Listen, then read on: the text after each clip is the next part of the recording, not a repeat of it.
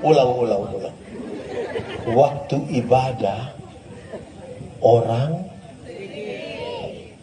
pas makan roh mana yang ajar kita begitu? Kau kuatkan di saat ku lemah, kau menopang di saat ku merasa gagal. Biar dalam damai sejahtera-Mu kami belajar firman Tuhan. Kami rindu pada firman-Mu. Berfirmanlah bagi kami Tuhan. Di dalam nama Yesus, firman yang hidup itu, kami berdoa. Amin. Mari silakan duduk semua. Bapak Ibu Saudara-saudara, Shalom. Dalam sukacita kita di malam hari ini, saya ajak kita untuk melihat kembali tema yang diberikan kepada saya, dan ini bagi kita semua. Hidup menyelipkan daging, mengenakan roh. Sebuah refleksi dari Galatia pasal 5 ayat 24 sampai 25. Dan untuk kesempatan sukacita ini, saya ajak kita buka bagian Alkitab kita menurut surat Galatia pasal 5 dari ayat 22 sampai ayat 25. Galatia pasal 5 ayat 22 sampai ayat yang ke-25.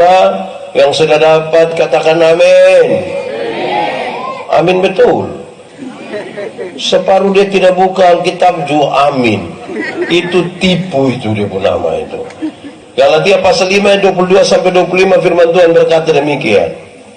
Tetapi buah roh ialah kasih, sukacita, damai sejahtera, kesabaran, kemurahan, kebaikan, kesetiaan, kelemah lembutan, penguasaan diri.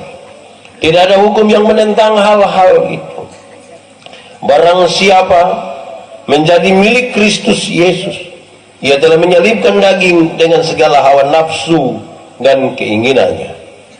Jikalau kita hidup oleh roh, baiklah hidup kita juga dipimpin oleh roh. Demikian firman Tuhan. Berbahagia setiap orang yang mendengar firman, memelihara dan melakukan dalam hidup setiap hari. Shalom.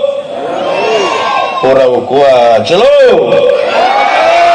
Saya mau tanya, kita boleh jawab, ini orang Kristen semua? Amin.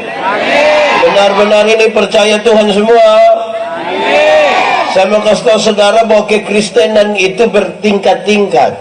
Dan karena itu kita bisa ukur kita ada di tingkat mana. Pertama, kekristenan yang paling bawah itu adalah beragama tapi tidak beriman. Beragama tapi tidak beriman. Semua orang beragama, tapi apakah beriman? Belum tentu. Kenapa begitu? Saudara-saudara, kisah tentang kekristenan masuk di NTT itu kisah di mana dibawa oleh penjajah-penjajah. Pendekatannya feodal, paternalistik. Semua orang harus beragama, tapi semua orang mesti beriman. Belum tentu. Apalagi di Indonesia, agama diatur dalam struktur berbangsa dan bernegara. Mau jadi polisi, mesti ada agama kok tidak? Mesti kok tidak? Harus. Mau jadi anggota dewan, ada agama kok tidak? Mau jadi guru? Mau jadi bupati? Akhirnya semua orang bisa beragama, beriman. Belum tentu. Kira-kira yang begitu ada di Sabu kok tidak? Di Sabu ada kok tidak? Di Liai, di yang ini malam ada di sini, ada juga. Itu bahaya. Jadi beragama belum tentu beriman. Itu tingkat paling dasar dari kekristenan. Kedua, bertobat tapi tidak berbuah. Bertobat tapi ini orang yang bertobat tapi tidak berbuah, itu dia bercerita tentang masa lalu saja. Tiap hari dia datang ketemu orang, dia hanya bilang, waktu tahun 1970, pindah ke tempat lain, ulang lagi. Waktu tahun 1970, pindah lagi ke satu tempat, ulang lagi. Waktu tahun 1970, satu saat dia baru bangun, orang bilang begini, 1970 sudah bangun. Pernah dengar yang begitu? yang dia cerita tentang masa lalu saja. Pernah? Nah, saudara lihat sekarang, bertobat tapi tidak berbuah, dia hanya urus masa lalu. Saya mau tanya saudara, kira-kira Tuhan bekerja di tahun 2020 kok tidak? Tuhan bekerja 2020 kok tidak? 2021? 2022? Nah, kenapa ulang-ulang yang 1970? Sepertinya Tuhan tidak ada di sini. Itu kedua. Ketiga, ini tingkatan yang paling tinggi dan kita bisa ukur kita ada di mana. Kekristenan yang paling tinggi adalah berbuah. Dalam hal inilah Bapakku dipermuliakan, yaitu jika kamu berbuah. Jadi kalau saudara mau supaya NTT penuh dengan kemuliaan nama Tuhan, Saku Timur penuh kemuliaan nama Tuhan kasihnya, kalau mau supaya dia penuh kemuliaan nama Tuhan, berbuah. Kalau saudara tidak berbuah, belum tahu. Di sini penuh kemuliaan Tuhan. Ini menarik saudara. Sekarang saudara boleh jawab kuat-kuat.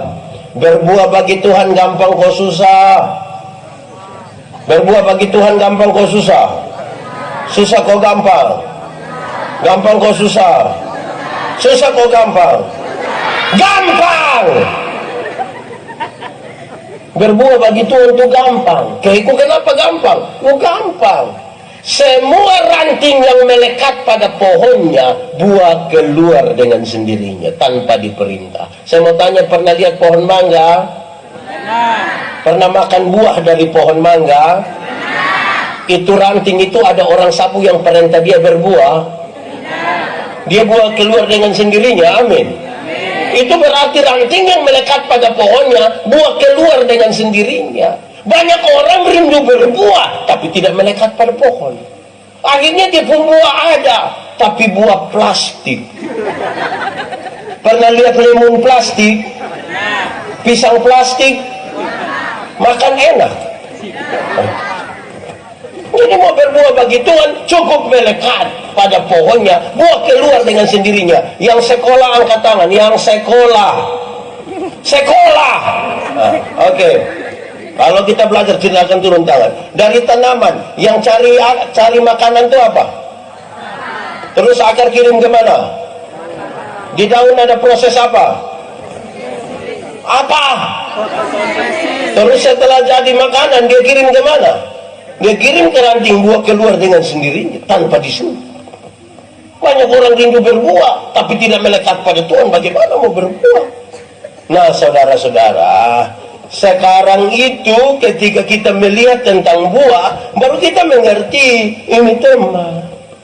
Dari buahnya orang kenal pohonnya. Saudara mau tahu pendeta Yandi ini ada Roh Kudus di dia atau tidak? Jangan lihat waktu dia berkhotbah semua baik habis. Buah yang dihasilkan itu apa? Amin kok.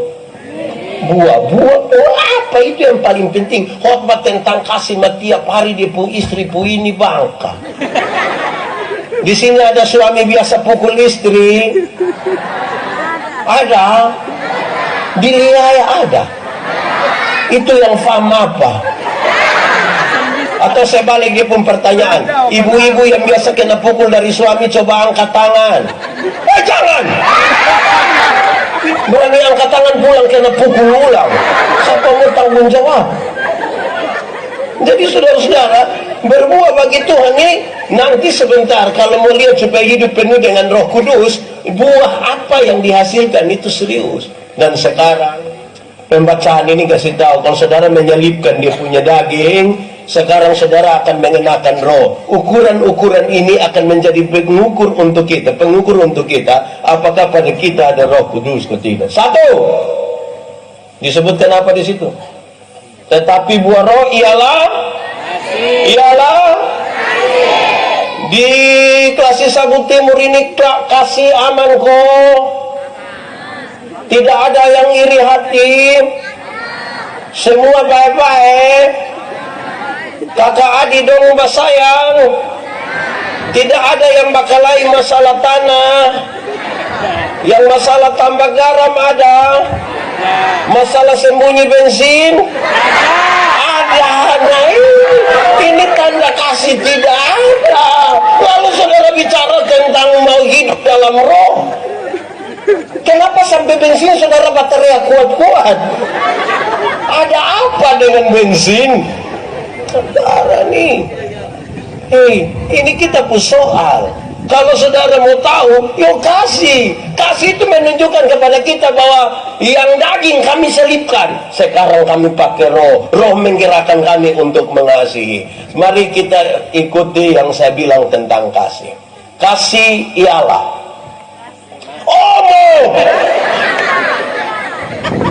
kasih ialah kebaikan tidak terpatahkan oleh apapun, tidak akan berubah menjadi kebencian. Kita ulang. Kasih ialah kebaikan tidak terpatahkan oleh apapun, tidak akan berubah menjadi kebencian. Tidak akan berubah menjadi. Rujukannya jelas, karena begitu besar kasih Allah akan dunia ini. Apakah Tuhan Allah mengasihi dunia? Amin. Saudara yakin? Lalu apakah dunia mengasihi Tuhan Allah? Apa dunia mengasihi Tuhan Allah? Tidak. Lalu apakah karena dunia tidak mengasihi Tuhan Allah berhenti mengasihi dunia? Apakah Tuhan Allah membenci dunia? Tidak. Saudara lihat, tidak terpatahkan oleh apapun. Kalau mengasihi itu begitu. Sehingga seseorang tidak bisa bilang begini, Ina, saya terlalu mengasihi Ina, tapi waktu tahu Ina punya sifat model begini, maaf biar. Pernah dengar itu kalimat? Atau sendiri omong? Itu bukan kasih, itu egois. Itu dia punya nama apa? Kalau engkau hanya bisa mengasihi orang yang berbuat baik kepadamu, apakah jasamu? Karena orang berdosa pun bisa melakukan itu. Mengaku kasih, rantai salib besar-besar, padahal tiap hari hidup kerusuhan sayang ada. Oke, saudara tahu kalau kita belajar tentang hukum Taurat itu ada berapa? Hukum Taurat berapa? Dari 10 dijabarkan jadi 613 pasal. Dari 613 pasal dijabarkan lagi jadi ribuan peraturan hidup setiap hari. Tapi Tuhan Yesus menyimpulkan dia dalam 2 kalimat pendek. Mengasihi Tuhan dan mengasihi. Dari 2 kalimat itu Tuhan simpulkan dia menjadi 1 kata saja, yaitu kasih. Jadi kasih itu mencirikan kita berbeda dengan orang-orang lain sebagai tanda salib. Kita sudah salibkan nih, habis itu daging, roh yang kita mau. Di salib itu tanda kasih yang sangat besar. Amin kok?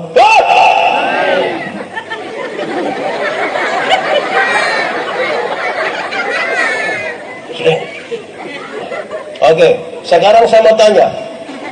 Kita lebih mengasihi diri kita atau lebih mengasihi orang lain? Diri atau orang lain? Diri atau orang lain? Yo, Alkitab bilang begitu. Kasihilah sesamamu manusia seperti engkau mengasihi.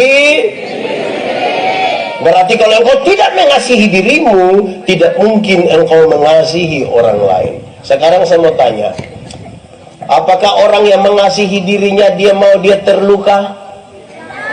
Dia mau dia hati sakit? Orang yang mengasihi dirinya dia mau dia jengkel? Tidak. Karena orang mengasihi diri, untuk apa dia jengkel? Sekarang saya mau tanya saudara, kalau pendeta benci Pak Wakil Bupati, yang rugi pendeta atau Pak Wakil? Kenapa pendeta yang rugi? Setiap kali sebut Pak Wakil pun nama, saya pun hati senang atau tidak? Tidak senang. Setiap kali orang bicara Pak Wakil pun kebaikan, saya pun hati senang atau tidak? Setiap kali Pak Wakil bilang salam Pak Pendeta, saya pun hati senang atau tidak? Kalau saya sayang saya pun diri, saya harus berhenti membenci Pak Wakil Bupati. Amin. Amin. Itu kasih. Saya mau tanya saudara, ada orang yang saudara tidak suka dia? Kok ada kok? Yang saudara jengkel kok lihat dia? Ada? Ada. Dia ada duduk di sini? Ada kok tidak? Tidak ada. Coba lihat dia, coba lihat dia. Saudara bisa bertahan lihat dia? Bisa? Tidak bisa.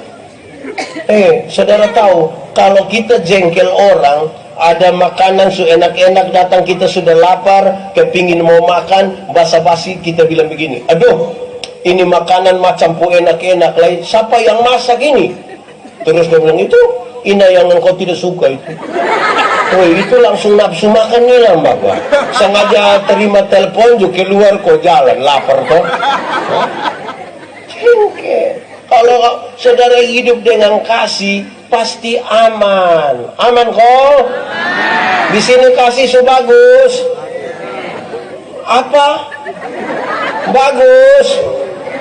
Nah, ini bahan refleksi pertama. Karena kalau kita mau pakai roh, yang paling pertama itu apa tadi? Tapi buah roh ialah yang kedua. Apa? Yang kedua apa? Sekarang saya mau tanya saudara, sukacita dan senang sama kau beda? Sukacita dan senang sama kau beda? Beda kau sama? Sukacita dan senang sama kau beda? Beda. Oh, di tulisan saya beda. Yo, tapi memang sukacita dan senang itu dua hal yang berbeda. Apa itu saudara? Senang itu berkaitan dengan kepuasan-kepuasan yang saudara terima dari luar. Itu senang. Sukacita berurusan dengan sikap kita terhadap sebuah keadaan. Itu sukacita. Saudara, menyangkut senang Alkitab berkata,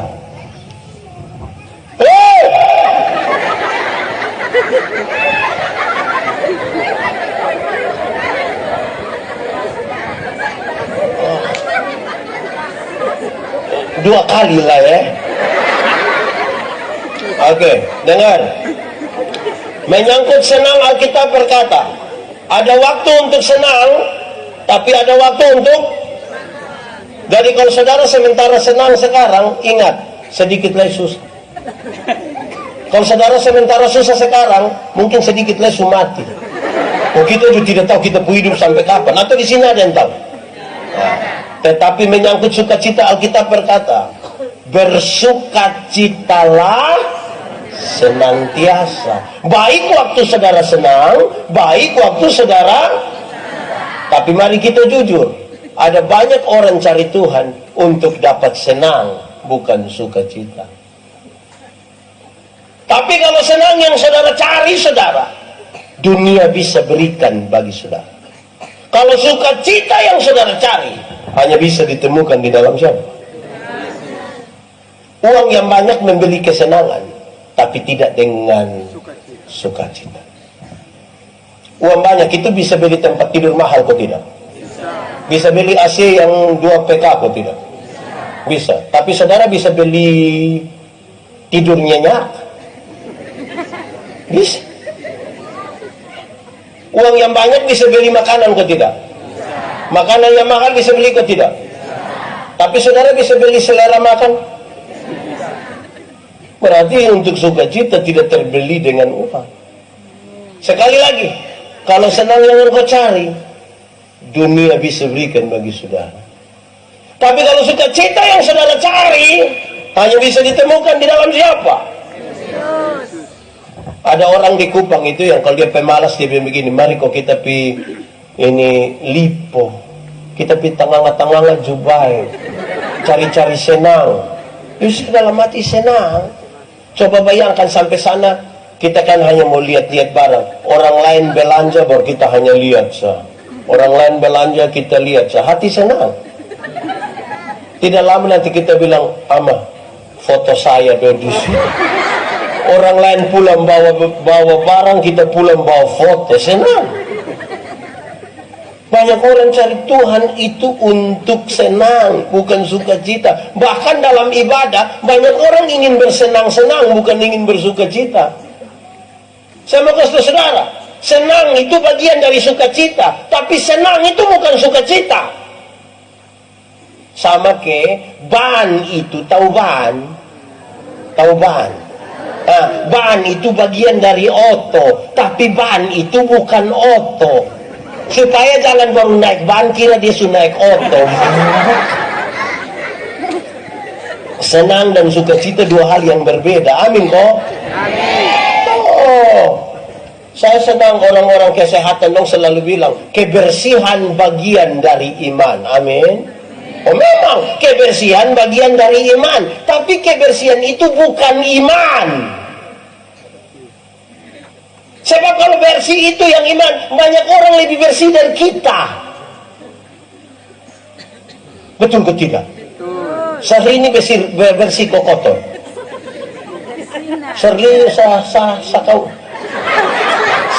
ini itu bersih kok kotor.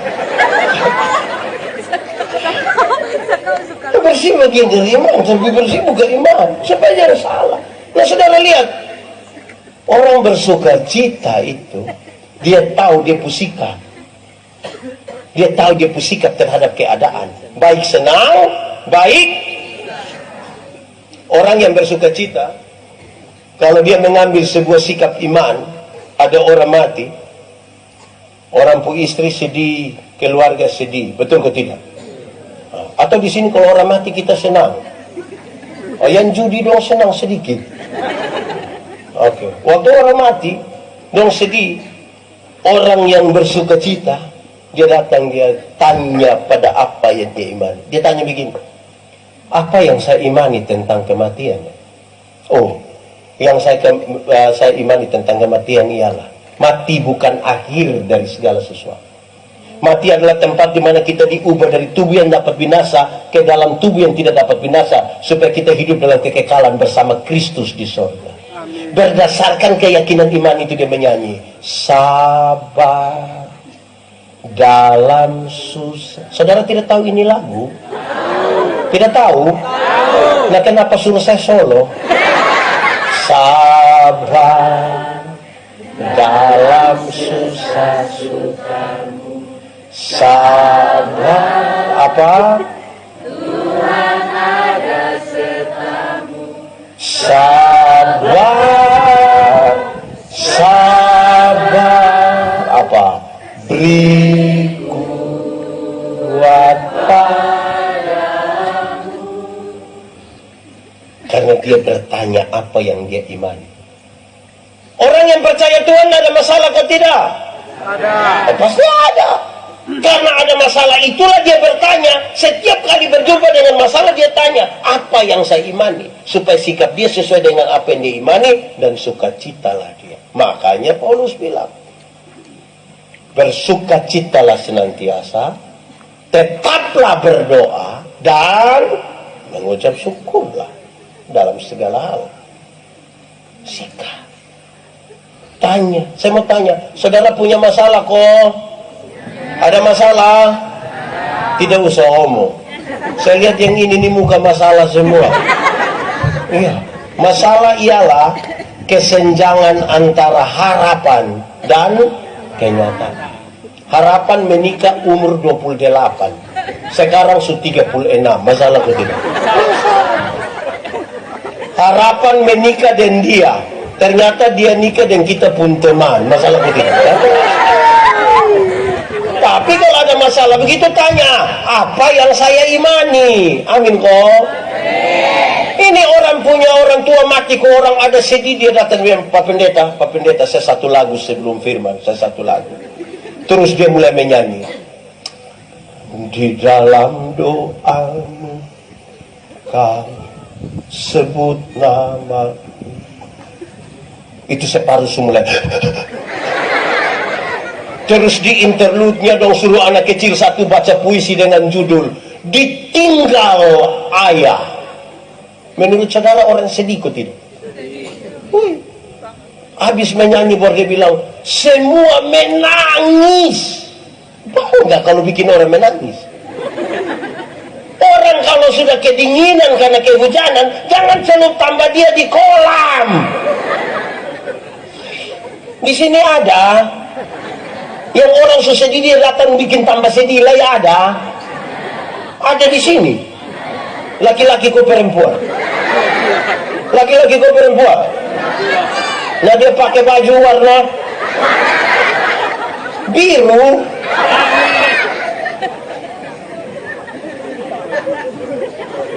Satu, tadi apa? Satu apa? Apa? Dua. Tiga. Apa? Saya mau tanya saudara, di sini penuh damai sejahtera? Aha. Saya mau kasih tahu saudara, damai sejahtera ialah segala sesuatu yang mendatangkan kebaikan bagi umat manusia. Itu namanya damai. Nah, segala sesuatu yang mendatangkan kebaikan bagi umat manusia yang disebut damai sejahtera itu tidak semuanya enak. Betul kok tidak? Tidak semuanya enak. Saya pakai contoh saja. Saudara pernah sakit gigi? Pernah rasa sakit gigi? Dia sakit kok tidak sakit. Apa namanya sakit gigi? Itu orang yang cipta dan menyanyi itu lagu yang bilang lebih baik sakit gigi daripada sakit hati. Itu karena dia belum pernah rasa. Dia belum pernah.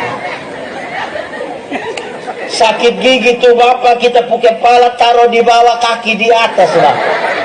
Malam tidak bisa tidur, terputar.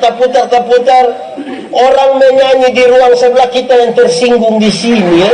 Sakit gigi itu sakit hati lah, sakit semua. Betul Nah, saya mau tanya, siapa yang waktu dia sakit gigi, dia putar ame air gula manis tinggi, terus dia kumur-kumur. Disabu bisa begitu. Terus kita tanya, kenapa kumur air gula? Dia bilang, Bapak biar rayu ini ulat dong, kodong jangan terlalu apa. Bisa begitu. Saudara lihat, untuk mendatangkan kebaikan itu obat pahit, Bapak. Obat pahit. Jadi jangan saudara pikir mendatangkan kebaikan semua enak. Jangan pikir begitu. Tuhan mengerjakan banyak hal untuk mendatangkan kebaikan bagi kita. Kadang-kadang tidak pas dengan yang kita mau. Kadang-kadang tidak pas. Manusia ini suka selalu ada dalam 3 kondisi yang akan saya sebutkan ini. 1, ada kondisi di mana kita mau dan Tuhan juga mau.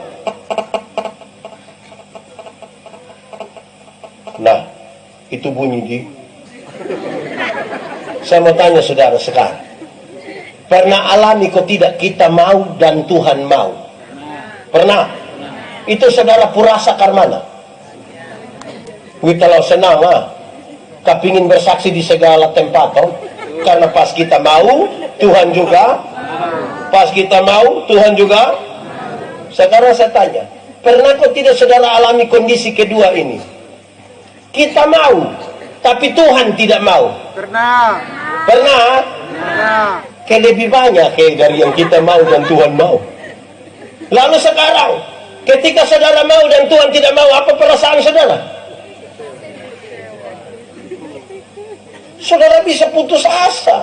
Saudara bisa banding-banding. Tuhan niku kenapa dia yang pemalas gereja saya? Tuhan niku pernah. Itu kalau pas kita mau Tuhan. Tapi ada kondisi ketiga saudara. Kondisi di mana Tuhan mau tapi kita yang tidak mau. Pernah alami kok tidak? Banyak yang Tuhan mau tapi kita tidak mau. Contoh. Kalau kita bicara dalam konteks kasih, kan Tuhan tidak mau kalau kita saudara dan saudara bertengkar, berkelahi toh. Betul kok tidak? Terus tiba-tiba ada masalah. Ada masalah kan Tuhan pun mau kita mengampuni. Tuhan bilang, ampuni dia. Banyak orang tidak mau. Banyak orang merasa, aduh, saya mau ampuni dia, setiap kali ingat ame itu, Tuhan suruh kita, tapi kita tidak pernah alami. Banyak. Itu perasaan saudara bagaimana? Kalau Tuhan mau dan saudara tidak mau. Mengampuni itu 2 paket. 1 paket dengan 2 hal. Mengampuni itu 1 paket dengan pengampunan itu 1 paket dengan pendamaian. Ada orang mau mengampuni tapi tidak mau berdamai. Ada yang mau berdamai tapi tidak mau mengampuni. Saya kasih contoh saja. Yang mau mengampuni tapi tidak mau berdamai itu dia selalu bilang begini, Pak Pendeta, untuk marah saya tidak marah. Untuk marah saya tidak marah. Kau mau marah bikin apa? Kita setua-tua begini. Kalau dia mau datang juru mata buka dari situ. Tapi untuk saya yang maaf sama maaf, Pernah alami begitu kok? Itu mau mengampuni tapi tidak mau berdamai. Ada yang terbalik, mau berdamai tapi tidak mau. Contoh, itu banyak terjadi di anak-anak. Jadi kalau ada dia pun bapak yang bikin begitu, berarti dia pun bapak itu ke anak-anak.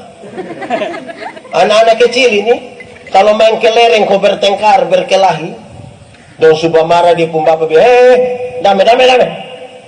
Ini yang kau saudara. Ayo damai. Itu dia pun cara serontangan itu lalu. Tangan pi muka, kepala pi. Cium. Ini yang kau sudah cium. Oh itu dia pun cium itu. Mau berdamai tapi tidak mau. Pernah terjadi di Sabu kok tidak yang begitu? Di Liai ada kok tidak? Dia majelis atau jemaah? Jadi banyak kali orang yang tidak penuh dengan damai sejahtera itu dia bikin pencitraan saja. Jadi kelihatan ada baik-baik, kelihatan ada damai-damai, kelihatan ada enak-enak, padahal tidak.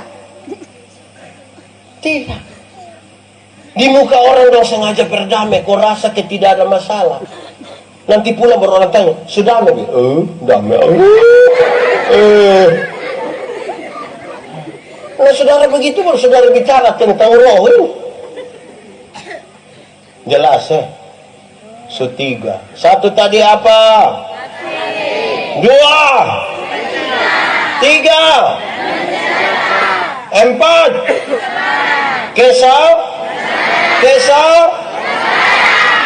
Saya mau kasih tahu saudara, sabar yang dimaksudkan dalam Alkitab itu tidak berkaitan dengan menunggu waktu selesai. Sabar tidak berarti menunggu waktu selesai. Tertahu waktu habis jam berapa khotbah ini? Bukan itu. Sabar bukan itu. Sabar itu berkaitan dengan tetap di dalam proses. Kalau anak-anak diperhatikan oleh orang tua, difasilitasi oleh orang tua, terus ada perintah, "Hei anak-anak, hormatilah ayahmu dan ibumu." Oh itu gampang. Orang tua ada perhatikan, bersuruh hormati gampang. Tapi konteks di mana Paulus ada adalah sebuah konteks di mana kadang-kadang ada orang tua yang jual dia pun anak laki-laki sebagai budak. Yang anak perempuan dijadikan pelacur, uang yang didapat dari itu dipakai oleh dia pun bapak. Dalam keadaan seperti itu, perintah ini datang. Hormatilah ayahmu dan ibu. Tetap sabar. Orang lihat sabar-sabar kok. Kenapa suara hilang? Sabar-sabar. Tidak. Zaman sekarang ini banyak orang tidak mau sabar, dia mau cepat-cepat. Betul kok tidak? Saya pakai contoh saja tentang kesabaran. Dalam kesabaran itu kan ada proses. Banyak orang di hari ini, di perkembangan zaman seperti ini, tidak suka proses. Dulu di dunia ini hanya ada satu binatang yang dia punya nama ayam. Nama apa? Tahu ayam? Ayam. Ini ayam ini hanya dibedakan antara ayam jantan dan ayam betina. Tapi tiba-tiba muncul ayam potong. Muncul ayam. Akhirnya kita sebut itu tadi yang namanya ayam itu berubah menjadi ayam kampung. Padahal dulu dia hanya ayam. Sekarang dia jadi ayam. Akhirnya bikin kita jadi bingung. Sebenarnya ini ayam kampung yang dipotong atau ayam potong yang di kampung? Nah, kenapa Pak Pendeta omong ayam? Dengar saudara, saudara dengar. Saudara ada ayam di rumah kok? Ada. Bagi dong. Ini ayam kampung ini, kita piara setengah tahun juga dia masih kecil. Betul atau tidak? Tapi kalau dia betina bertelur kok tidak? Kalau jual mahal kok tidak? Dia pun daging enak kok tidak? Nah, karena ini ayam mengerti proses. Tapi itu ayam potong itu kita baru pelihara 1 bulan saja pun mata sudah besar begini. Itu pun kalau lihat pakai kaca pembesar. Lihat langsung juga dia hanya begini sah. Tapi ini ayam, mama dong pulang dari pasar ikat salah di motor dia kaki patah. Karena ayam tidak tahu proses. Anak-anak dong kalau pigas ini pakai motor knalpot racing di samping kandang, besok itu ayam mati. Karena tidak tahu proses. Ini anak dong ini katanya mau penuh dengan roh, tapi berproses tidak mau. Saya marah banyak ini orang tua dong, mama-mama, bapak-bapak dong di pasar dong bawa telur ayam kampung. Tahu telur ayam kampung? Dong bawa di pasar dong jual 1 butir 2.500. Jadi kalau 4 jadi 10.000. Sedapat 10.000, 7.000 dorang isi pulsa. Tinggal berapa? 3.000. Tinggal 3.000. Tinggal 3.000 inilah yang dong beli super mie. Ini yang saya marah. Kenapa marah? Yo, di super mie itu hanya ada gambar telur. Bagaimana engkau bawa telur asli dijual untuk beli gambar telur?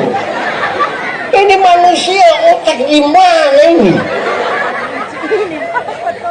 Ini sama dengan kita di pasar kita bawa kita bawa pisang, jual pisang, pulang beli bawa keripik pisang. Coba kalau dia tahan sedikit, kalau dia berproses kan tadi toh. Amin kok tidak? Gula sabu itu kenapa dia kental sekali?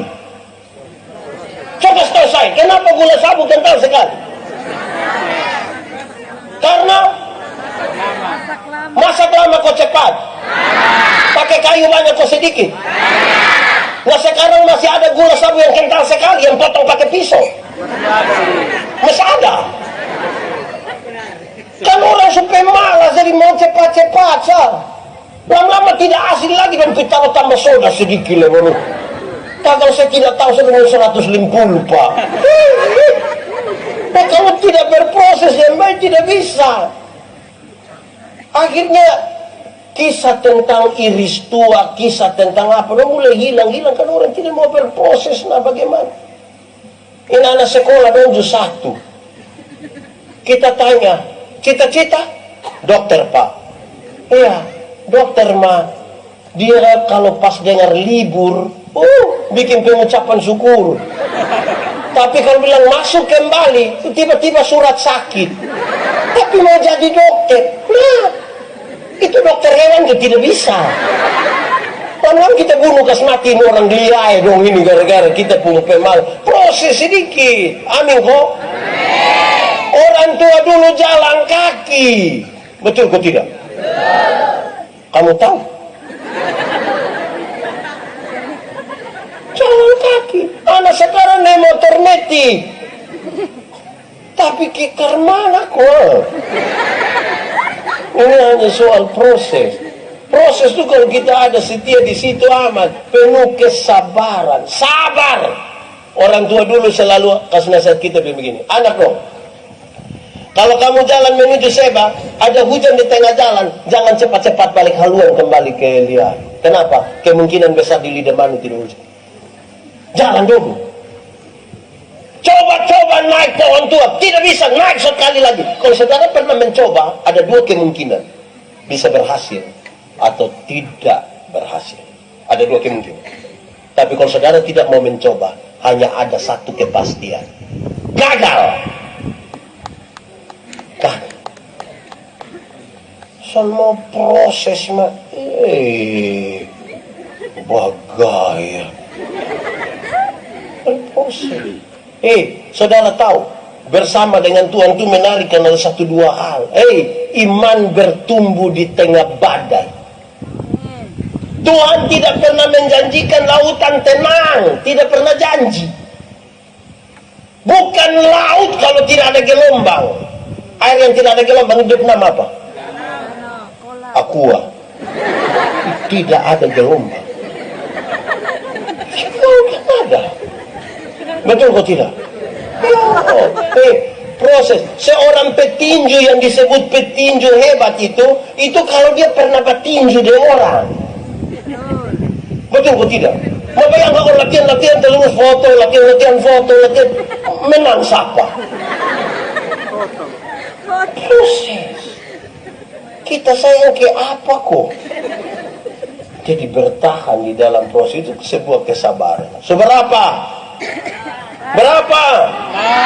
1, 2, 3, 4, 5. Ini dong murah hati kok. Wih, kita ini kadang-kadang penuh kemahalan. Senyum semahal lai, minyak mahal lai. Iki semua mahal habis nih. Oleh karena kemurahan Tuhan ku ada sampai hari ini. Tahu ini lagu? Nah, kalau tahu pulang bermenyanyi ya. Kita dengar khotbah dulu. Oleh karena kemurahan Tuhan, kita ada hingga hari ini. Tapi banyak orang yang sudah terima kemurahan, dia justru bikin kemahalan. Aneh betul. Kadang-kadang kita pun kemurahan ini hanya terjadi di waktu Paskah dan Natal. Kalau di Kupang itu menarik. Kalau mau Paskah dan Natal tuh bangun pagi, lihat nenek-nenek lewat bawa jantung pisang dan tanya, nenek, yuk, di mana? Di pasar. Mau bikin apa? Jualin. Aduh sudah nenek mari, nenek singgah. Duduk nenek duduk. Nenek mau minum apa nih? Nenek minum apa? Apa sah? Nenek ngomong, mau teh ko, kopi ko, bir ko, wine. Nenek ngomong nenek. Nenek bilang sudah saya bir sah. Amin kasih nenek bir 2 botol, nenek minum habis. Terus yang tuan dan nyonya rumah di dalam ambil uang dari nenek. Ini bayar nenek punya jantung pisang. Ini hari baik nenek. Hari baik jadi ini ada beras, ini ada kopi, ada gula, ada semua. Nenek tinggal di mana? Nenek tinggal di mana? Saya tinggal di Bau Mata. Nanti nenek pulang deh. Nanti jalan kaki. Jangan jalan kaki. Grab. Grab jemput nenek antar di Bau Mata. 3 hari kemudian itu nenek datang kembali. Waktu dia datang, bapak yang lihat, bapak bilang, Mama, kenapa? Lu pun nenek sudah datang. Memang itu nenek dong juga apa kok? Kadang-kadang dong bikin kita yang murah hati ini jadi mahal. Nenek-nenek begitu juga ada di sini. Itu nenek dong ini aneh-aneh saja. Saudara dengar, saya sering kali walaupun sedikit guyon, saya kasih tahu teman-teman panitia hari raya, kamu murah hati sedikit dulu, kamu murah hati dulu. Bapak kenapa? Dorang piko pas hari raya itu don catat penerima diakonia. Dong undang ini nenek-nenek don datang di gereja, pas warta mimbar dong kasih tahu untuk para penerima diakonia supaya harap bersabar setelah ibadah ini. Yang sehat semua pulang, kas tinggal ini nenek-nenek dong. Terus dong mulai berdiri kau panggil Nenek Manobe. Nenek Manobe mulai datang jangan begitu. Kau orang tua sakinah. Terus dong ame baras kasih yang satu paket itu. Kasih nakan beraja Nenek Manobe boleh begini.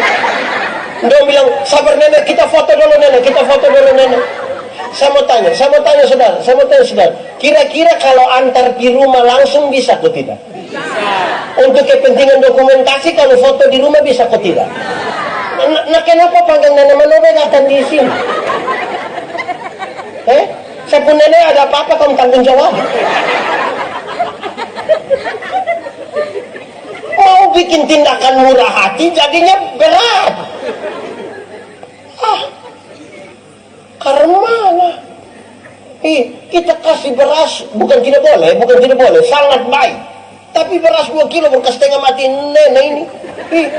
365 hari 2 kilo itu 1 hari mantua masak 10 butir. Tapi kita yang gaya sepertinya kita sangat punya kemurahan. Mari bermurah hatilah. Amin kok. Kita yang merendah, orang tua dong juga berani rendahkan diri sedikit. Kadang-kadang orang tua dong juga gagal. Kamu semua ada di sini. Ini saya yang di sini ada orang tua yang begitu. Ada kok. Ada duduk di sini. Tunjuk kami bang tua, coba tunjuk. Ini anak muda dong juga satu. Kadang-kadang ini apa ya, yang kakak-kakak itu tidak pernah mau mengalah dengan adik-adik. Saya yang kakak ini tanah ini. Ada kakak-kakak yang begitu. Baru begitu lah dia punya istri dukung lah. Itu istri dong ada di sini. Itu istri pakai baju warna apa? Kotak-kotak. Jadi bermurah hati sedikit. Ini anak muda dong satu. Anak muda. Di sini tidak ada anak muda. Ada. Ini nenek-nenek semua. Ini anak muda dong ini. Coba bos rendahkan, bos buah hati sedikit, rendah hati. Anak muda dong sekarang tak belum pegang HP, itu HP cuma kali belum lunas juga. Tapi omong dengan orang tua ini gaya sekali pakai headset di sini, tak tempel pangku kaki lagi, belum lagi. Dong seperti ke orang baru lari dari rumah sakit itu kok. Selang infus dong masih melekat di sini. Gaya sekali. Kok rendah hati sedikit kenapa ya? Di Sabu juga ada. Banyak. Pelajar komerendasi tanda roh ada itu. Kadang-kadang kita sombong ya. Di sini ada yang tinggi hati kok. Saya punya kisah yang saya punya anak yang bapak ini, tapi mungkin saudara pernah dengar. Ada 3 orang yang tinggi hati, sombong, tukang makan puji, cerita tinggi. Dorang 3 itu sama-sama tukang cerita tinggi, tapi sama-sama suka pancing ikan. Satu saat dong 3 bercerita, yang satu bilang, kalau kita pancing di sana, kita pancing di sana. Itu 1 kali buang mata kail, itu 3-4 ekor ikan datang sekaligus. 3-4 ekor datang. Ini yang satu bilang, ama, itu kurang. Kurang bagaimana? Kalau kita pancing di sana, itu kita baru buang 1 mata kail.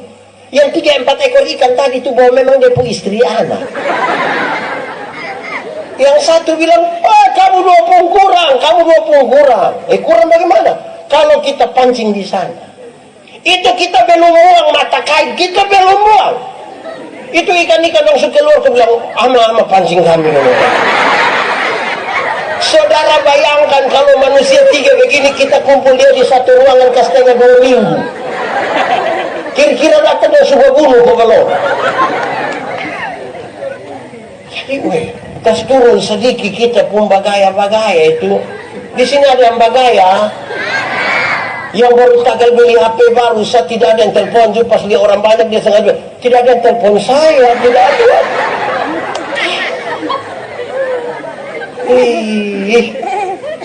Di Sabu ada kok. Anak-anak ada. Kanjeng ikut dong, Seberapa? 1, 2, 3, 4, 5, kebaikan. Yang baik angkat tangan. Woi mantap. Yang lain angkat, mah dia angkat setengah. Itu kadang-kadang baik, kadang-kadang jahat. Mantap, turun tangan. Saudara dengar. Saya mau sampaikan pada saudara. Saya punya teori sendiri tentang kebaikan. Kebaikan itu respon. Kebaikan itu apa? Respon terhadap apa? Respon terhadap kasih karunia yang Tuhan sudah berikan kepada kita dan cuma-cuma. Saya mau kasih contoh saja tentang kebaikan. Orang yang sudah berespon terhadap kasih karunia, dia pasti akan melakukan kebaikan. Saya kasih contoh. Anggap saja saya dengan ini siapa? Anggap saja saya dengan ini ama ini, kami dua tidak saling kenal. Memang kami dua tidak kenal. Terus saya dapat dia pun nomor telepon, saya telepon dia. Ama, sebentar malam jam 12 bisa ketemu saya di depan rumah jabatan wakil bupati kok. Menurut saudara dia pergi kok tidak? Oke, kami dua tidak kenal. Dia ada ayam satu di rumah. Saya pergi ke rumah. Kira-kira dia kasih saya itu ayam kok tidak? Kasih kok tidak? Coba yang bilang kasih supaya saya mau pindah ke rumah. Oke, saya ganti pertanyaannya. Saya mau kasih dia oto baru satu. Kira-kira dia mau kok tidak? Oke, terus saya beli oto baru satu, kasih dia Pajero Sport. Ya harga kira-kira 600 juta lah. Waktu saya kasih dia, ini ambil. Cuma-cuma saya kasih. Ada perubahan perilaku dari dia ke saya kok tidak? Ada. Saya telepon jam 12 malam datang kok tidak?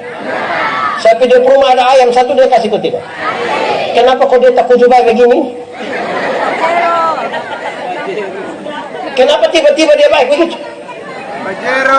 Karena dia sudah lebih dahulu menerima sesuatu dengan cuma-cuma dari saya, toh? Amin, toh? Amin. Jadi seluruh kebaikan yang dia kerjakan itu dia pakai sebagai ungkapan syukur kepada Tuhan. Karena dengan Tuhan sudah berkorban bagi saya tidak bisa balas semua. Hanya ini yang bisa saya lakukan. Hanya ini Tuhan, persembahanku, segenap hidupku, jiwa dan raga, sebab tak ku miliki harta yang cukup berarti untukku. Sudah diam dulu. Jadi yang kau terima dari Tuhan itu nak bikin tidak bertingkah-bertingkah dengan Tuhan. Tapi kita ini kadang-kadang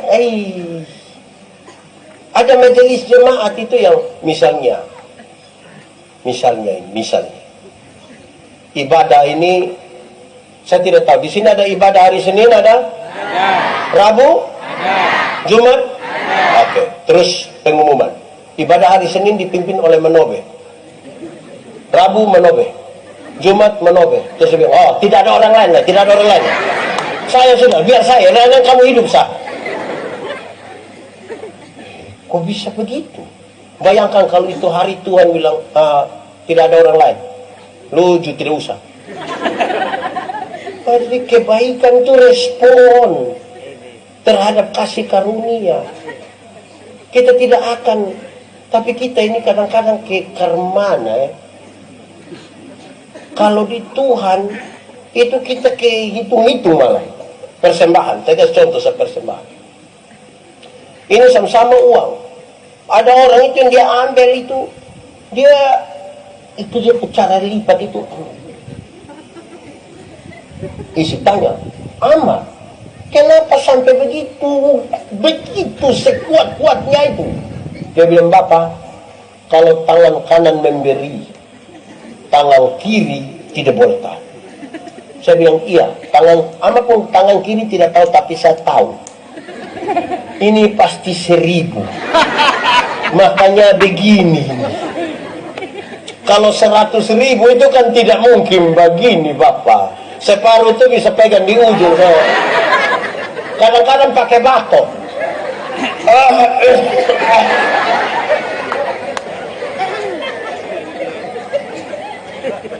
bilang ini kalau ihikenoto atau apa itu tulis pakai tanda tangan tinta merah. Di sini pernah ada ihikenoto? Kumpul keluarga lain ada? Mantap tuh. Tapi coba kalau pergi gereja, aduh, itu dong saya bilang, ini ama nanti singgah sedikit di kios, Mama dong pernah singgah kios. Itu singgah bikin apa? Apa?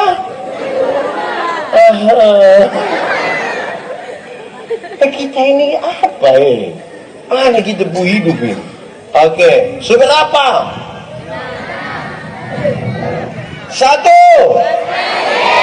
2, 3, 4, 5, 6, 7, 7. Di sini dong setia. Setia banyak orang. Saudara, setia tuh menarik karena begini. Kalau orang-orang gemit itu mau jadi anggota sini untuk dia menyatakan dia pun mau jadi saksi itu, dan mau jadi penetua diaken atau mau jadi panitia, waktu ditanya, apakah jawabmu? Nanti dia akan jawab yang begini, ya, saya percaya dan berjanji dengan segenap hati. Ya, saya percaya dan berjanji dengan segenap hati itu punya 3 pengertian. Pertama, saya jawab ya karena saya benar-benar percaya. Kalau saya tidak percaya, saya tidak akan pernah mengaku itu di hadapan Tuhan Allah dan jemaat. Saya tidak akan pernah. Apa yang saya percaya? Saya percaya Tuhan pencipta langit dan bumi. Dia melahirkan saya secara ajaib di tengah dunia. Saya berdosa tapi dia menebus saya di dalam Kristus. Saya percaya dia menyiapkan surga untuk saya. Saya percaya bahwa dia perancangan lebih dari apa yang saya pikirkan. Berdasarkan saya bilang, ya, saya percaya. Karena saya mau jadi saksi. Nah, masa mau jadi saksi tanpa percaya? Kedua, saya menjawab ya untuk masuk dalam persekutuan. Banyak yang ya habis hilang Bapak. Di Lia ada yang dia ikut dia saja. As itu dia sudah hilang. Nanti pas ada mati baru orang tanya, itu kita punya. Ya hilang, ini setia. Atau yang ketiga, saya menjawab ya, bukan sekedar untuk masuk dalam persekutuan, tapi saya siap diatur. Bayangkan kalau satu mata jemaat ada 100 kakak. Tiap kakak mau atur diri sendiri. Tiap kakak ada 2 anggota sidi. Masing-masing mau atur diri sendiri. Tidak ada sistem yang mengatur. Kita bisa baku bunuh itu. Sekarang saudara lihat, apa hubungannya dengan kesetiaan? Kesetiaan itu sebuah proses terus-menerus dari satu hari ke satu hari, satu hari ke satu hari. Kesetiaan itu berkaitan dengan sebuah komitmen kepada Tuhan, kepada diri kita, dan juga kepada orang lain. Itu setia. Orang yang setia itu, dia punya integritas yang baik. Karena sekalipun semua orang sudah memilih jalan yang salah, dia akan tetap, walaupun sendiri dia akan tetap di jalan itu. Itu setia dia punya. Kadang-kadang kita bermasalah dengan ini kesetiaan ini. Amin kok? Saya suka bilang begini. Ada satu ibu, dia protes dia punya suami. Dia bilang begini, Bapak sudah berubah. Bapak sudah tidak setia. Bapak sudah tidak sama seperti dulu lagi. Kenapa mama ngomong begitu? Saya tetap ini. Tidak, Bapak sudah berubah. Coba mama ngomong, Bapak pun perubahan di mana? Bapak ini dulu sedikit-sedikit su ajak mama makan. Salome. Bapak. Dulu sedikit-sedikit Bapak su ajak mama beli pakaian. RB. Kadang-kadang live RB di Facebook Bapak yang jawab. Fix sayang, fix. Ada L untuk mentua kok. Bapak yang jawab. Dulu kalau Bapak datang tuh Bapak selalu bilang, tutup mata sayang, tutup mata. Bah. Tapi sekarang bapak sudah tidak begitu, bapak tidak setia lagi. Lalu dia pun suami bilang begini, mama, coba mama pikir,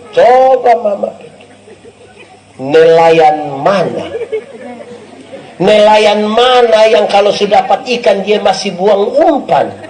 Coba pikir. Oh, jadi bapak cari umpan saya saja. Bapak pikir saya ikan. Oke, baik. Malam mau tidur, mama tua masuk di kamar, kunci pintu, kasih mati lampu. Bapak tua datang mau buka, tidak bisa. Bapak tua bilang, mama, iya, buka pintu dulu. Tidak. Mama, tidur di luar. Mama, kenapa begini? Kita dua kan suami istri, kenapa buat saya begini? Terus dia pu istri bilang, bapak, coba bapak pikir. Nelayan mana yang mau tidur dan dia pu ikan? Di sini ada yang nelayan tidur dengan ikan.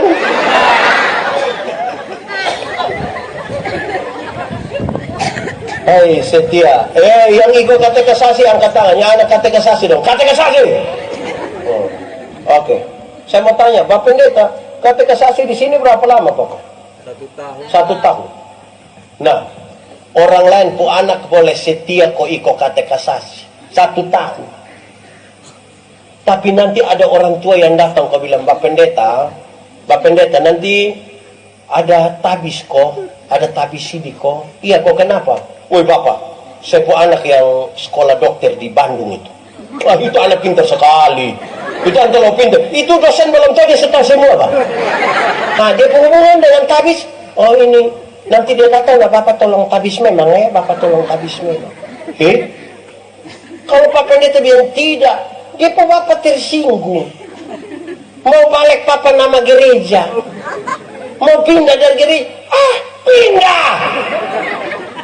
Utas takut siapa? Kita ini dalam gereja juga suka mengancam ini. Aduh, orang lain pu anak boleh setia ikut, tidak masuk 3 kali itu dianggap bermasalah sekali. Kok dia pu anak datang dan datang? Kira-kira di katekisasi ajar kakak ikut katekisasi kan? Iya. Bisa kakak yang di belakang yang baju garis-garis ikut. Ada ajar kamu bunuh orang. Ada cakar kupon putih. Ada. Kok ada belajar, kenapa kok tidak suruh ikut? Makanya tidak ikut lagi baru nanti tanya apakah jawabmu. Terus dia sangat dramatis. Saya aja bilang, iya, saya percaya dan sudah jauh. Mau jawab, iya saya percaya. Itu dia suruh orang foto memang. Baru kirim ke kampung. Banyak kita tidak setia. Saudara tahu, sebagai pendeta ini kadang-kadang kita ini tabis doang. Setabis dia habis, ini mau jadi saksi Kristus ini. Siap untuk menjalankan semua. Baru tabis, boleh omong dramatis begitu. 6 bulan kemudian dia datang dan dia pun bapak mama. Pak Pendeta, tolong dulu. Tolong apa? Tolong saya dulu. Tiap hari tolong lusa. Kenapa? Bapak, kita sunika dinasang. Jadi bapak tua tidak bisa pindah, hanya saya yang pindah. Jadi pun bapak bilang, namanya anak dong semua begitu, kita mau bilang apalah yang. Terus dia pun mama bilang, kita orang tua pun tugas ini kan hanya urusan. Terakhir pendetanya bilang, jadi jarak antara pengakuan dan penyangkalan kita ini. Nona muda. Menikahlah dengan laki-laki yang setia dan takut Tuhan. Dia tidak akan menyakiti engkau. Dia akan setia terhadap engkau. Dia akan membawa engkau datang kepada Tuhan. Gitu. Jadi ajak kamu punyong ikut ibadah pemuda. Walaupun berat ajak. Ama ibadah. Ama ibadah. Ama ibadah. Nanti kalau tidak mau kasih dia ada kue.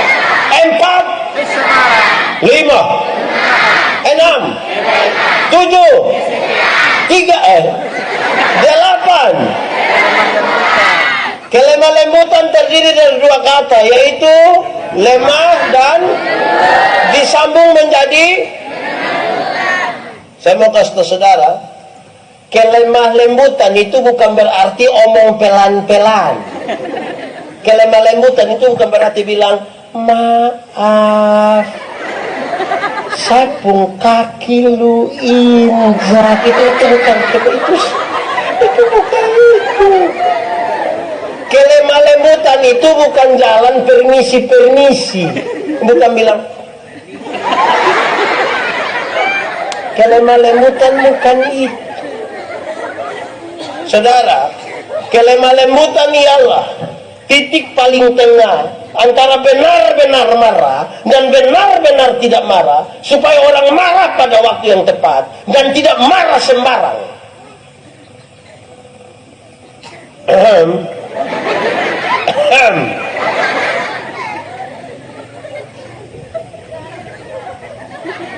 Kelemah lembutan adalah titik paling tengah antara benar-benar marah dan benar-benar tidak marah, supaya orang marah pada waktu yang tepat dan tidak marah sembarang. Ini hal serius, karena kita mesti harus marah, tapi bukan marah sembarang. Apalagi tiap hari kerja hanya marah-marah. Itu tidak benar. Ini saya paling tidak suka yang kita bapak-bapak kok sedikit-sedikit bilang, saya kalau su AA, saya kalau su BB. Hei, bapak-bapak dong. Yang AB itu anak TK. Anak TK itu yang kalau sekolah kok kita lewat yang ada hafal huruf A, B A dibaca, itu anak TK. Jadi kalau sebentar pulang kau bab tua bilang begini, saya kalau su A, saya kalau su BB, tanya bab tua, TK di, jangan coba-coba, jangan, nanti masalah, jangan coba. Serius itu. Kita ini, tadi malam khotbah di mana? Di Pada Dua saya masih bilang begini. Marah tuh boleh ke tidak? Marah boleh ke tidak? Boleh. Tapi marah dia pu sifat, bukan marah dia pu orang. Marah dia pu sifat, bukan marah dia pu orang. Kalau ada orang pemalas, ada orang beribut ke tadi, marah dia pu pemalas, dia pun berhenti. Berhenti berhenti. Saya tidak suka. Untuk menegur kesalahanmu, saya tidak harus menjadi musuhmu, kata Firman. Dia sebagai sahabat, sebagai saudara, saya kasih tahu, kakak, saya tidak suka kakak pun pemalas itu. Mama berhenti, saya yang pemalas, ya. Jangan yang pemalas datang yang selalu bapak, lu pemana kok, saya tidak suka memang dia lupa kayak berangkat. Itu bukan marah dia pu sifat, marah dia pu orang. Kadang-kadang yang pemalas itu datang dengan bapak, shalom ya, lu orang mana? Lu orang mana? Saya timur bapak, dia kamu timur itu. Kok kita kenapa? Saya suka pukul-pukul rata begitu. Di sini ada yang pukul rata. Ada kok tidak? Banyak. Tidak. Oh, yang tidak itu dia kurang bergaul. Ya, lanjut. Saudara, saya tadi malam bilang begini. Kami suami-suami di NTT ini seringkali hanya sampai di lemah saja, lembut tidak. Artinya ketika dia lemah, baru dia mengerti kelembutan. Kalau sesakit kau semua mati seberat itu, baru dia tiba-tiba lembut. Mama, terima kasih. Tuhan pakai mama untuk tolong papa demi Yesus. Itu kalau ada lemah. Tapi kalau dia ada kuat-kuat itu, ada minum sopi kau istirahat.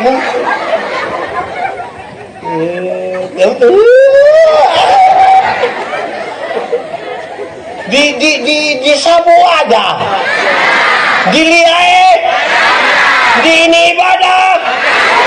Siapa pun bapak, coba angkat tangan, siapa pun bapak.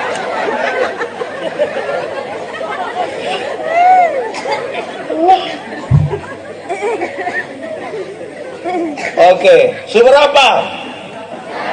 Berapa? 8 pakai bahasa Sabu bilang? Oke, 1, 2, 3, 4, 5, 6, 7, 8, 9.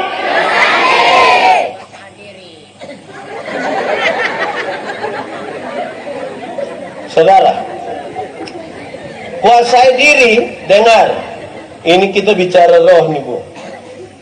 Kuasai diri berkaitan dengan orang yang tahu dia pun tujuan dia mau gimana. Itu dia pun nama penguasaan diri. Orang yang sukses adalah orang yang tahu dia datang dari mana, mau menuju ke mana, dan dengan cara apa dia berjalan. Itu sukses. Mari kita mengerucut ke penguasaan diri. Karena dia tahu dia pun tujuan dia mau ke mana. Katakanlah dia mau pergi ke Mesara. Waktu dia keluar sampai situ, ada pilihan belok kiri atau belok. Karena dia tahu dia mau ke Mesara, maka dia harus jaga dia pun diri untuk belok ke mana? Kiri. Walaupun dia sebelah, dia bilang, sudah pasiar sedikit. Ya. No. Sampai di cabang atas ada pilihan lurus atau belok kanan. Kalau dia mau pergi Mesara, dia pakai mana? Itu kuasai diri. Aman. Sekarang saya pakai contoh supaya jangan terlalu bata putih. Anggap saja saya dengan Pak Wakil Bupati, kami dua mau perang lawan orang. Saya dan Mbak Tua ada pegang senjata ini. Kami dua merayap dari satu tempat duduk ke tempat duduk yang lain. Musuh juga ada merayap dari sana datang. Merayap. Tiba-tiba saya injak Mbak Tua pun sepatu. Menurut saudara Pak Wakil marah kok tidak? Marah kok tidak? Tidak marah. Karena ada sesuatu yang lebih penting di sana. Itu mau injak juga Mbak Tua dia. Tapi coba bayangkan kalau tidak ada musuh, tidak ada apa-apa, kami duduk sama-sama, tiba-tiba semua kaki di bawah tua sepatu. Itu minimal waktu bilang, lu tidak ada mata. Minimal. Saudara lihat orang yang kuasai diri dia tahu dia pun tujuan di mana. Tidak ada waktu untuk berkelahi, tidak ada waktu untuk bertengkar, tidak ada waktu untuk iri hati karena dia tahu dia pun tujuan di mana. Di sini ada yang tukang berkelahi. Itu orang itu tidak bisa kuasai diri. Di sini ada yang biasa iri hati. Iri hati itu apa ya? Saya punya definisi tentang iri hati. Iri hati ialah lebih baik saya rugi asal engkau rugi lebih banyak daripada saya untung tapi engkau untung lebih banyak.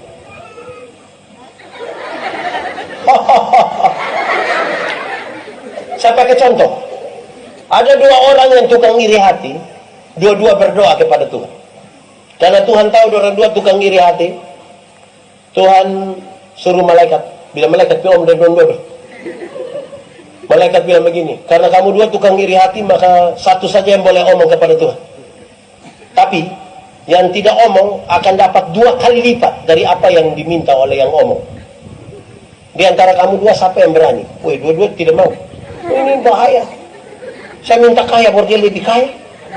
Oh, tidak. Akhirnya kami dua tarik lot, tarik undian. Ternyata saya yang harus pilih untuk berdoa. Yang saya pikiran ini, kalau saya minta motor 1, Bang Tua dapat berapa? 2. Wah, ini bahaya. Akhirnya saya bilang begini, Tuhan, kasih saya pemata buta 1. Kalau saya mata buta 1, Bang Tua pemata buta berapa? Buta 1 rugi kok tidak? Rugi kok tidak? Tapi lebih senang lihat orang buta 2 toh. Nah, itu dia pun nama iri hati. Sama kayak kita pulang dari sini, ada orang bawa motor lari dari kita belakang, serempet dia lewat 20 meter dia jatuh. Brrr, kita bilang apa? Mampus. Picek kita pun bapak yang jatuh.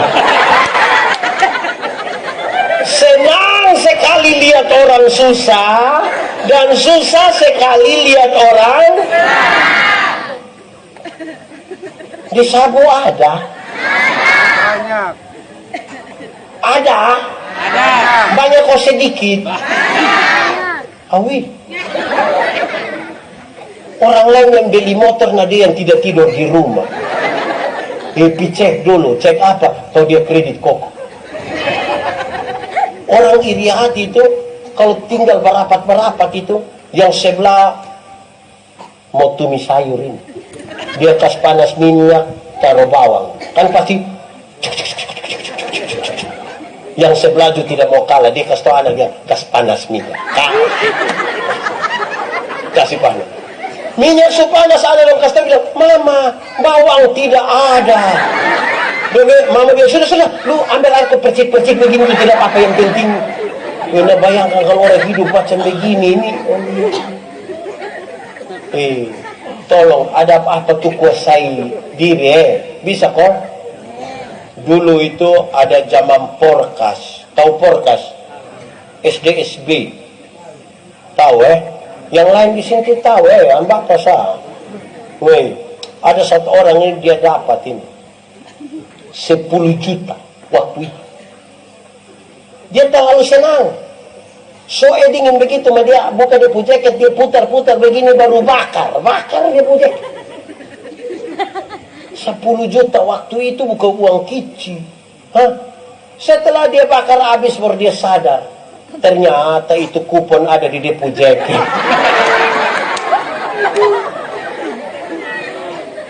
Makanya kalau senang tolong kuasai diri Tuhan. Dong ini anak muda dong ini bawa motor ini kadang-kadang apalagi kalau sudah tambah mabok itu dipesa. Oke, semua tangan di atas semuanya. Oke. Itu dong. Itu tinggal sa polisi jemput. Tolong kuasai diri. Mama dong, pernah jengkel bapak kok. Nah, kalau jengkel tahan diri. Kok itu siapa pun suami. Tolong kuasai diri. Ini suami bersampai berangkat keluar dari sini berangkat. Suami sudah bilang, Kenapa kasih tinggal saya dan anak-anak? Makanya omong itu tolong jaga. Di sini ada yang tukang kaget. Yang kaget langsung maki ada. Itu mentua atau baptua? Ada di sini. Aduh, tolong berhenti. Yang saya tadi malam kasih tahu, yang tukang bamaki itu berhenti. Bamaki ialah mengeluarkan barang-barang yang tidak perlu dikeluarkan. Tolong kuasai diri, kau jangan begitu. Kalau ada anak kecil, kau barang dong diam-diam di situ ngomong untuk apa? Kalau ada anak kecil umur 1 tahun dia baru belajar ngomong, baru tiba-tiba dia bamaki, tanpa kita setuju kita masih bisa terima, kan dia belum mengerti. Anak kecil itu, kalau dia mandi habis, biar dia tidak pakai apa-apa, dia pun bapak dan mama pun tamu ada, dia tidak pakai apa-apa, dia bisa keluar dari jalan-jalan. Betul atau tidak? Kan dia tidak mengerti. Tapi coba dia pun bapak. Coba bapak mandi habis, terus ibu-ibu wanita gemitong ada latihan menyanyi di situ, baru bapak keluar. Bapak tuh bilang, "Hai Besti."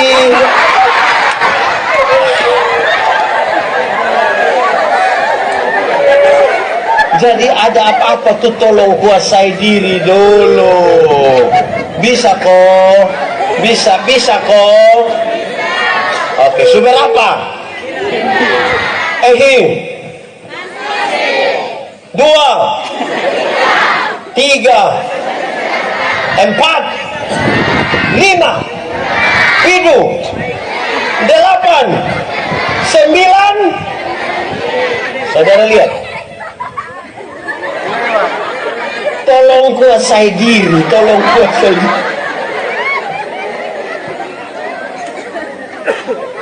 Dengar, ini 9 ini. Sekarang saya minta yang komputer, laptop, kasih tunjuk itu ayat 22. Semua lihat, mau lihat pisana juga boleh, lihat pisin juga boleh. Cepat!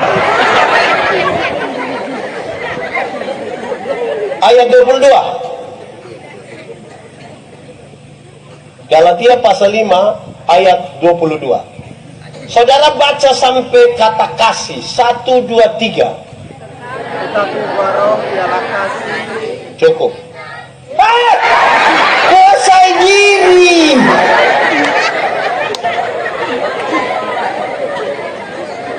Sekarang baca sampai ialah 1, 2, 3.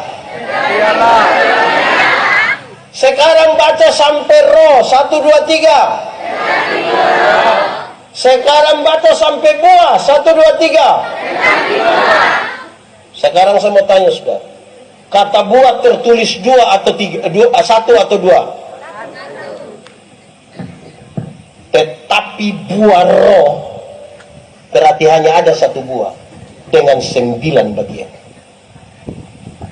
Lihat, bukan buah. Buah. 1 buah dengan 9 bagian. Yang isi tadi sampai 9 itu sama ke mangga. Tahu mangga? Ada kulit, ada isi, ada biji, dan kemudian dia disebut mangga. Atau siapapun mangga yang terlalu luar biasa, orang datang orang bilang, ini mangga memang hebat. Dia pun isi di sini, kulit di situ, dia pun biji di situ.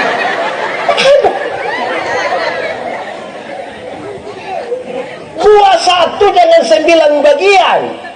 Roh itu memungkinkan saudara untuk dalam buah yang ditunjukkan itu ada 9 bagian. Jadi saudara jangan bilang dari 9 itu saya bisa 3 pak. Nanti tinggal 6 ini yang kita coba-coba. 1 untuk semua itu. Saya pakai. Kalau saudara-saudara telah menyelipkan daging dan mengenakan roh. Sekarang saya mau tanya saudara. Pasti saudara kan tidak setuju banyak juga. Banyak yang pikir, masa begitu pak? Kok masa? Oh, baik. Sekarang saya mau tanya saudara. Roh tinggal di dalam saudara. Kalau roh tinggal dalam saudara, dia mengajarkan apa bagi saudara? Kenapa lihat saya? Masa roh ajar saudara ada kasih, ada sukacita, tapi tidak usah bersabar, tidak usah dulu, tidak usah nanti baru lanjut. Pas itu jalan-jalan, penguasaan diri. Itu yang saudara maksudkan. Roh kok tidak tuntas Satu berisi 9 bagi. Ini serius bagi kita. Kalau ini terjadi saudara kalau baca dari ayat 16 ke atas, saudara menemukan belasan bentuk kedagingan. Itu belasan itu mengerikan. Disebutkan itu. Bahaya. Saya tadi malam kasih tahu di pada 2, saya bilang, saya pendeta jemaat ini, saya kadang-kadang rasa lain. Tentang kesetiaan itu saya bilang, kadang-kadang kita nih saudara, pas ibadah, orang sedikit. Pas makan, ulang. Waktu ibadah, orang pas makan. Roh mana yang ajar kita begitu? Nah, saudara, biar ini menjadi bagian yang akan kita pakai dalam hidup kita, menuntun kita. Kita bisa ukur, saya ini dituntun oleh roh kok tidak ini. Saudara dengar, Pak Pendeta Yandi, tolong jelaskan bagaimana sementara ini saya mau roh tinggal di dalam saya. Ini bagian terakhir saya bicara. Orang yang penuh kasih, di dalam dirinya ada pengampunan. Pengampunan itu menguras keluar kemarahan yang meluap-luap di dalam dirinya. Kepahitan itu ditolak keluar. Energi negatif itu dia tolak keluar. Hati menjadi bersih. Waktu hati bersih itulah Roh Kudus masuk di dalam. Buah keluar dengan sendirinya. Dengan demikian saya mau bilang pada saudara, roh tidak akan hidup bersama-sama dengan orang yang penuh dengan kepahitan dalam hidup. Roh tidak mungkin bersatu dengan mereka yang penuh amarah yang meluap-luap. Roh tidak akan tinggal pada mereka yang tidak pernah mau mengampuni seseorang. Mari kita tunduk kepala di hadapan Tuhan. Kita mau berdoa. Mari kita angkat hati kita kepada Tuhan. Firman Tuhan berkata, kalau kamu dengar suaranya, jangan keraskan hati. Minta Roh Kudus lembutkan setiap hati yang keras.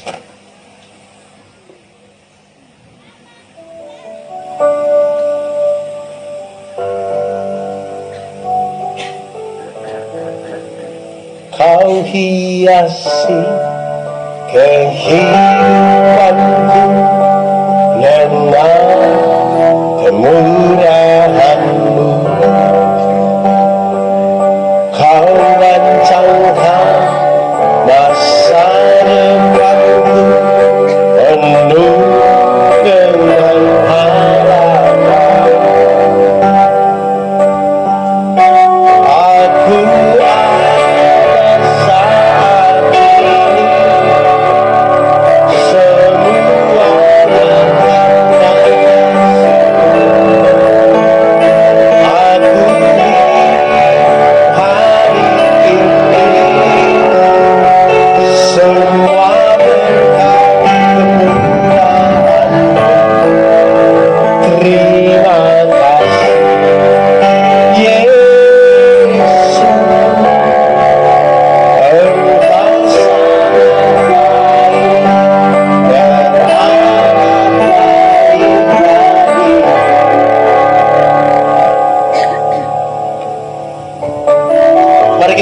bersama dengan Tuhan malam ini.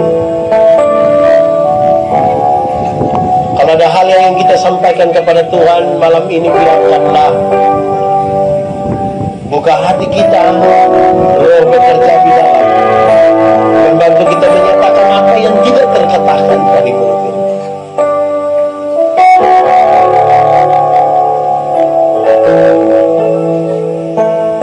Kau hiasi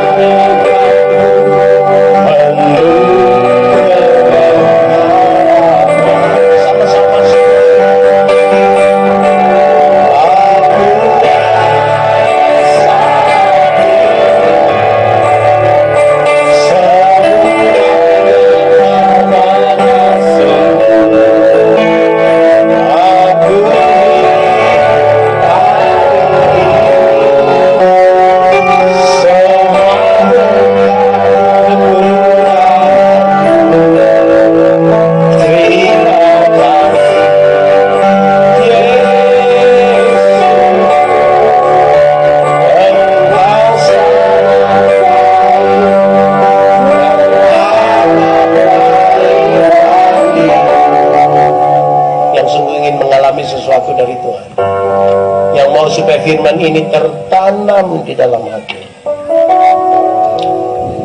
dia boleh angkat tangan kepada Tuhan. Aku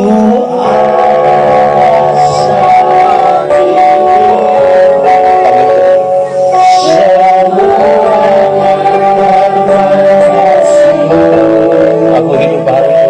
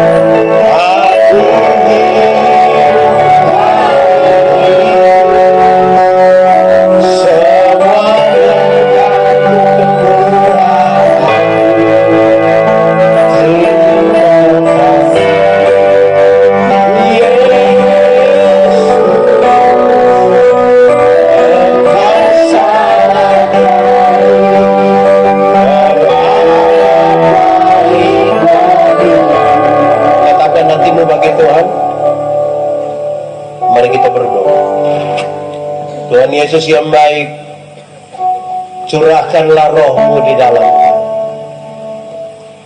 Tinggallah di dalam hidup kami. Sentuh dan jamah hati kami. Ubahkan kami oleh Roh Kudus-Mu Tuhan. Biar kami hidup seperti yang Tuhan mau. Kami dimenangkan di dalam Kristus Yesus Tuhan, yang oleh tuntunan Roh Kudus kami menjadi saksi-saksi, supaya kami kuat di tengah-tengah dunia ini, dalam segala sesuatu yang kami alami, situasi apapun, senang ataupun susah. Kami tahu bahwa Tuhan tidak pernah biarkan kami sendiri. Berkati kami malam ini, Tuhan. Ubahkan kami yang berbeban berat sesuai firman Tuhan. Mari kepadaku setiap kamu yang letih lesu dan menanggung berat, aku akan memberikan kelegaan kepadamu. Berdasarkan janji-Mu Tuhan, hamba berani berkata kepada mereka yang datang dalam beban mereka, kamu dilepaskan di dalam nama Tuhan Yesus. Pulanglah dengan sukacita, bukan karena saudara tanpa masalah, tapi karena Tuhan kita tidak akan pernah membiarkanmu berjalan sendiri. Terima kasih Tuhan. Terpuji nama Tuhan. Terpuji nama Tuhan. Di dalam nama Yesus kami berdoa. Amin. Curahkan kuasa-Mu